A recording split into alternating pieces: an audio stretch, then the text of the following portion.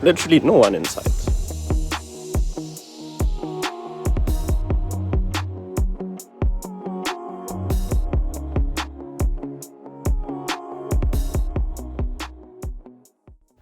Good day guys, it's your boy Tina from Mzansi Petrol Headz here, Mr. Mzansi, and in today's video we are reviewing the Ford Ecosport Active.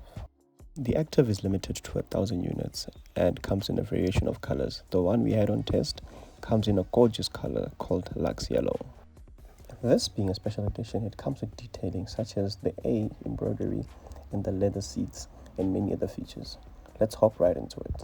Coming on to the outside of the Ecosport Active, first thing you notice, as I always mention, it's always the eyes chico, the LED lights, they're flashing for the camera, and the Mzansi number plate there. Moving on to the side of this car, guys, the exterior of this car actually looks amazing with the black fenders, more especially the 17-inch alloy rims, which actually do make like they add to the look. Looking at other Ecosports, they don't have such tires. These tires actually look nice, and when it's nice and clean now, I just took it from the car wash. Again, I feel like it's a trend with the crossovers, is these the two-tone color where they have the black roof and then the black detailings all around, and you always have the Active badges everywhere just to remind you that this is an Active. And this actually comes standard with some Pirelli tires. Nice feature. You know, the wheel at the back, which every Ecosport has. No Active badge at the back, but you know, it's nice. I like the rear and everything. No LED lights at the back, it's just standard lights. You see the Ecosport here has a bit of red detailing, interesting. Moving on to the side, it's all the same. This is where my worst enemy is housed, that small fuel tank which I was mentioning on the drive here. But then overall, guys, the color is outstanding, the car looks beautiful. As a crossover, would you pick it? 393. Come on, it's a reasonable amount for such a beautiful car. To the inside, you just start. There's no fancy display here. First thing it shows you is your seatbelt setting and who has the seatbelt on and off. And then we press OK, and then it shows us what our fuel range and how we've been driving. And when we press this button, we scroll down, looking at our average fuel that we've been using. There's a display of the car, I don't know for what, but look at it, guys. For those who are stands petrol heads, this car looks like but anyway, moving on to what else. Okay, there's really nothing much to do here, but then configure views. There's another one which I wanted to show you guys. Yeah, I think it's here. So we have the driver assist, which it has collision assist and rear parking monitor. When you put into reverse, that's what happens, and it always asks you this question every time. Pre-collision, there's normal and low and high. I tried putting it in high. As soon as a person jumps in front of the car, it's gonna scream, so you keep it on normal. Active braking is really needed. I feel like it's a these functions should be in all the cars, I believe. Information, I guess it's just this normal things, tire pressure, check that everything is a normal. PSI is 1 is a bit off. Yeah, just going through the settings just to show you that this is not really bad. What else did I want to show you? This vehicle settings, the chimes, the locks, airbags, remote start, which works from the apps. Literally no one in sight.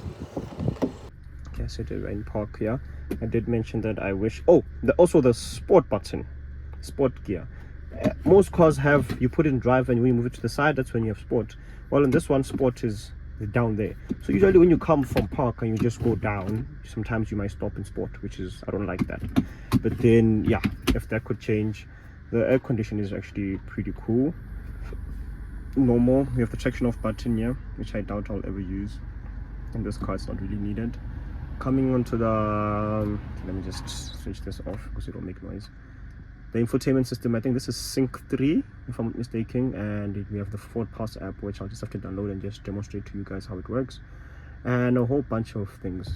Apple Car Preference, all the people that have been connecting while I've had this car. Remember, yeah, brightness and everything. And then we have this almost the radio. But overall, this is a pretty neat system to use. I'm just shocked that it doesn't have what is this thing called? Navigation. But yeah, moving on to the quality of the interior.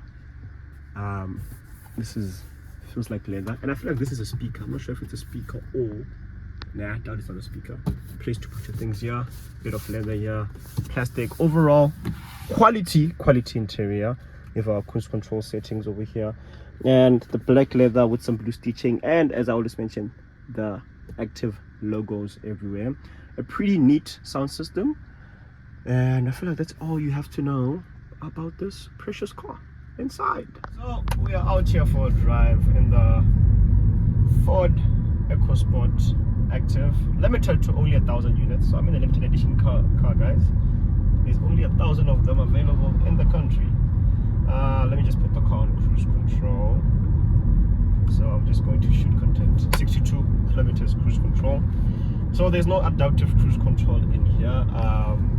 I want to say this is the top spec, but then we have the Ambiente, which is the top spec. I'll just correct myself if I'm wrong. But overall, it's been a week with this car. I've enjoyed having it. Lowest fuel I've averaged was around 9.1, 8.9, around there. Right now it says 9.6, just I've been driving. I was lucky enough to run the car in to its first 1,000 kilometers. It came to me, I think it had around 350. So, but yeah. So the drive is a very comfortable car with an automatic gearbox. I'm disappointed that it doesn't have eco mode and so forth, because one of my biggest issues which I've had with this car while I've had it is the size of the fuel tank. So the fuel tank is 5.2 liters, right?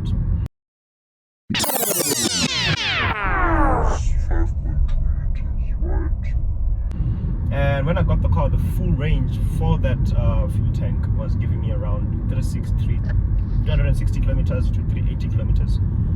Full range with the full tank. Honestly, that's a bit small.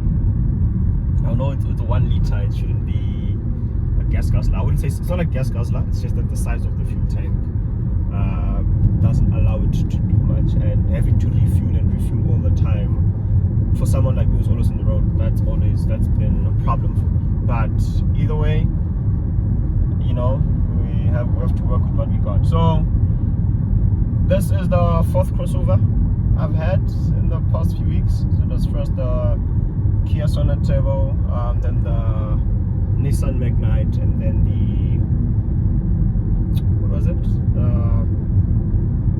the Mazda CX-3, and now we're in the Ford Ecosport.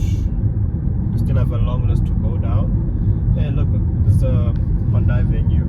Hopefully we can get that on test for you guys and give you a review on that, because I'm into crossovers right now, because they are the future.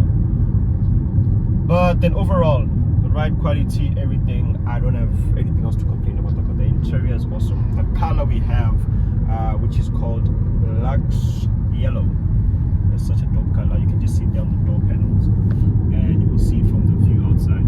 But then overall, guys, the seats, oh yeah, look at your seats. They have the A embroidered in the seats there, just to show that it's an Active limited edition.